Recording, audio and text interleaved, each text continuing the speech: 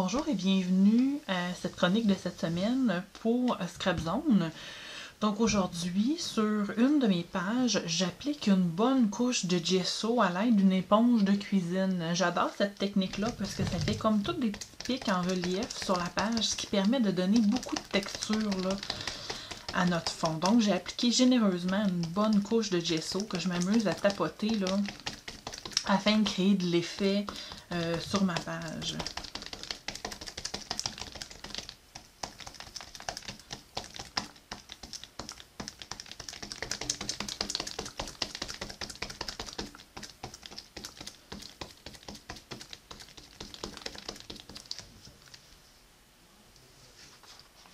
Donc voilà, on voit l'effet un petit peu de cuir ou de neige là, que ça donne sur la page. On fait sécher. Donc voilà, étant donné qu'on a mis une couche quand même relativement épaisse de gesso, c'est important de bien assécher notre surface. De s'assurer que c'est sec en profondeur. Une façon de le tester, là, c'est de le prendre entre nos mains. Puis si on sent l'humidité, là, c'est que c'est pas encore sec. Vous voyez, ici, j'ai encore des bouts qui sont pas secs. Donc, je vais sécher encore un petit peu. Voilà. Aujourd'hui, j'avais le goût de faire un effet dégradé dans les teintes de rose, vert lime et bleu ciel. Contrairement à ce qu'on voit d'habitude où on applique la peinture, luminarité, les silks, pardon, à l'aide d'un pinceau, j'avais le goût d'utiliser la spatule pour aller chercher un effet plus fondu. Donc, je vais carrément prendre ma spatule puis aller appliquer ma peinture sur mon projet.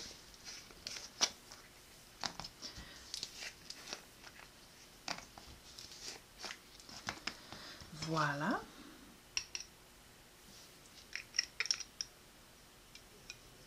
J'ai pas besoin d'une grande quantité de peinture puisque le silk, c'est quelque chose qui est très fluide. Donc, j'aime mieux en mettre moins et en rajouter au besoin. Je pense que je vais y aller dans ce sens-là. Vous voyez? Ça fait ressortir les motifs de mon gesso.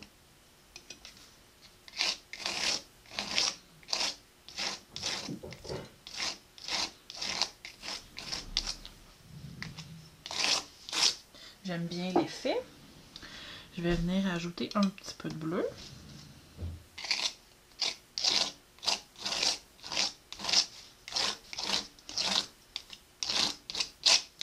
J'aurais pu appliquer le tout au pinceau, mais comme je vous disais, je voulais vraiment garder un effet fluide avec mon produit.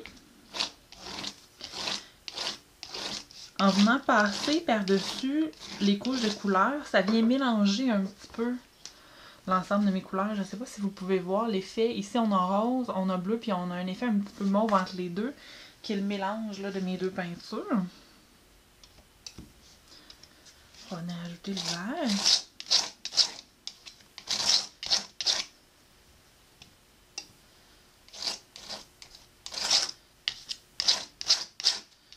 Si jamais vous n'avez pas de spatule à la maison, une carte de crédit pourrait toujours faire l'affaire. Moi, je préfère travailler avec des spatules, mais la carte de crédit, ça va très très bien. J'aime beaucoup l'effet, mais je crois que je vais en rajouter un petit peu. Un petit peu de rose.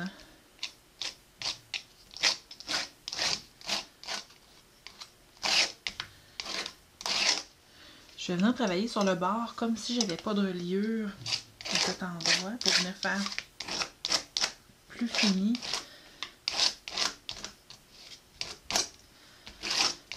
Voilà. Je vais ajouter un petit peu de bleu.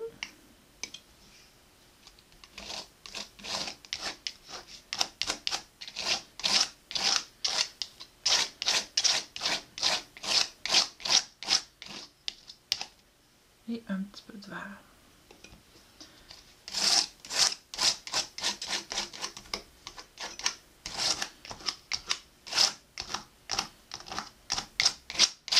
Alors voilà. j'ai un effet dégradé de couleur où on voit très bien la texture de mon gesso. J'avais envie aujourd'hui d'un papillon sur ma création, donc avec une encre permanente, parce qu'il faut se rappeler que si on travaille sur des médiums, on doit toujours utiliser des encres qui sont permanentes. Donc je vais assécher ma couche de peinture. Je vais ajouter un peu de texture ton sur ton avec une étampe d'écriture. Et mes encres Distress.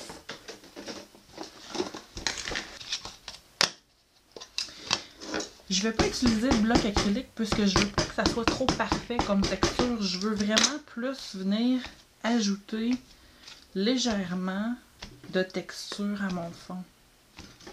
C'est très très discret comme effet. Je ne sais pas si vous pouvez voir ici, ça ajoute vraiment un petit peu d'écriture là à la main sur le côté de mon projet. Donc je vais changer de couleur. Aller dans le bleu.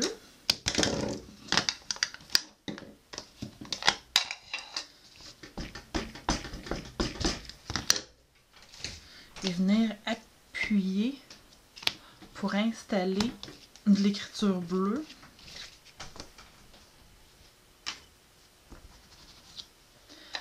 Ensuite, on y va avec le vert.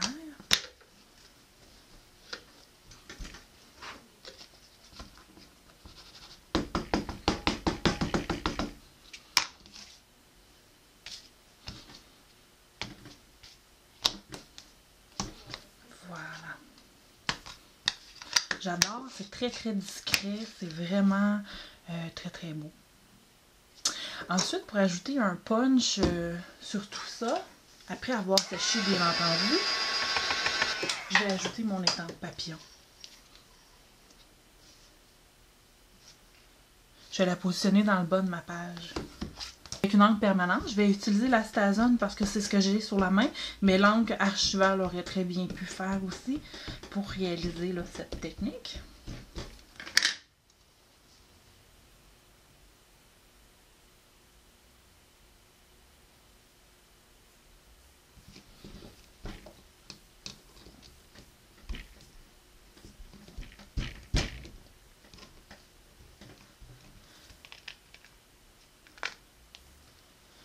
Voilà.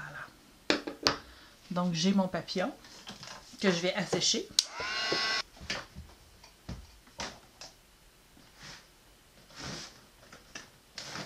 Avec un encre en spray noir, je vais venir faire des gouttes noires autour de mon papillon. Je dévisse et je fais simplement tomber des gouttes tout près là, de mon papillon. Voilà.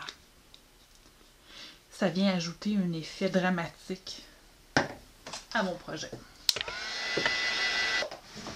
Pour ajouter un petit peu de brillance, je vais utiliser le 3D Stample de Viva Décor, qui est un produit très très brillant. C'est comme si les brillants à l'intérieur étaient à suspension là, dans le produit.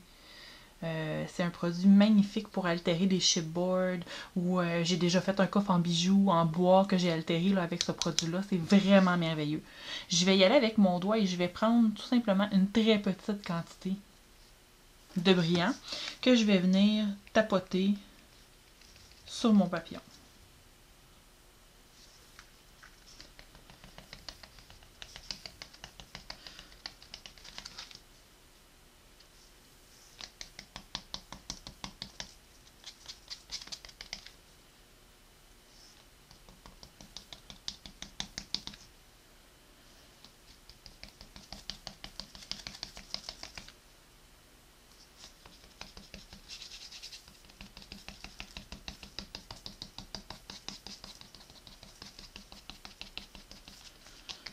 Voilà.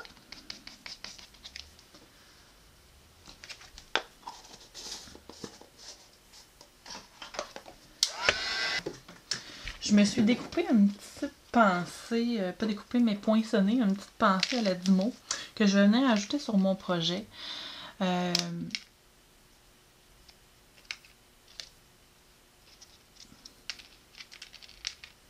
pour venir finaliser là, mon projet. Inspiré par ce qui m'entoure. J'aime beaucoup la Dymo dans les projets mixed media puisque c'est facile à intégrer et ça vous permet de mettre en mots les choses qui vous touchent.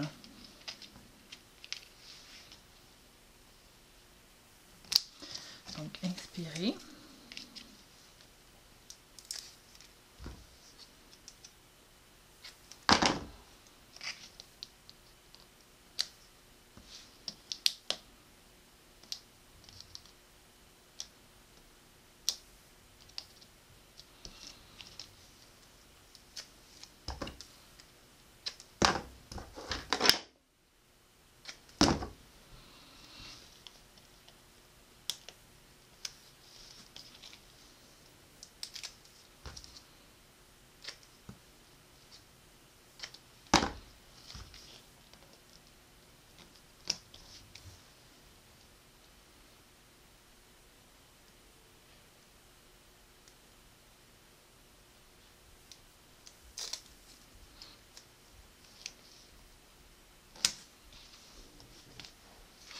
Alors voilà.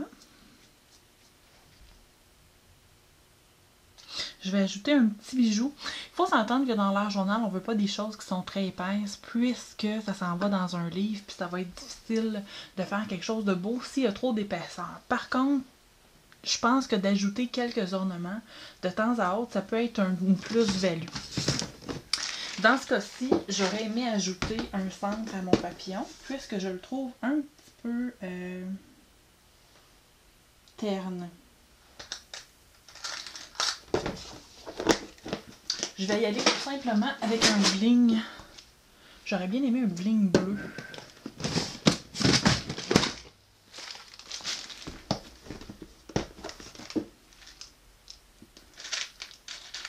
Quelque chose de flash qui va venir rappeler la couleur de ma peinture. Alors j'utilise ma Fabri-Tac, qui est une colle merveilleuse, surtout là dans les projets mixed media, parce que peu importe le nombre de couches de médium, ça colle toujours.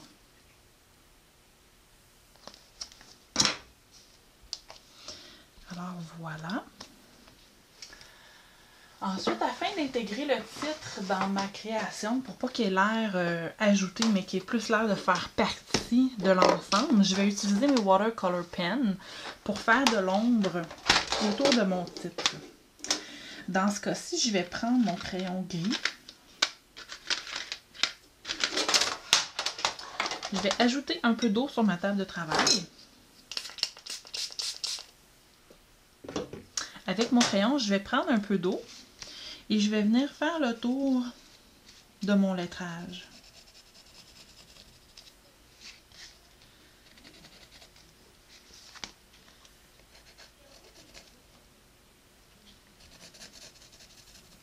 Avec mon doigt, ensuite, je vais venir estomper la couleur pour vraiment l'intégrer à mon titre. C'est très très délicat comme impact, mais c'est ce qui assemble le tout. C'est ce qui fait que ça a l'air d'un ensemble et non pas de quelque chose d'ajouté.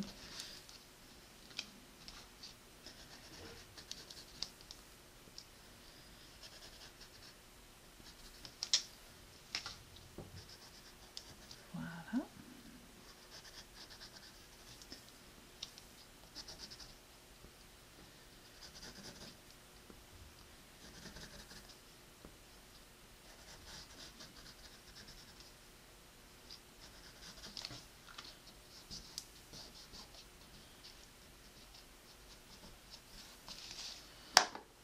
Voilà pour ce qui est de ma première page.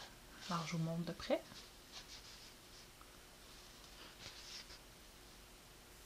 Avec un beau papillon brillant.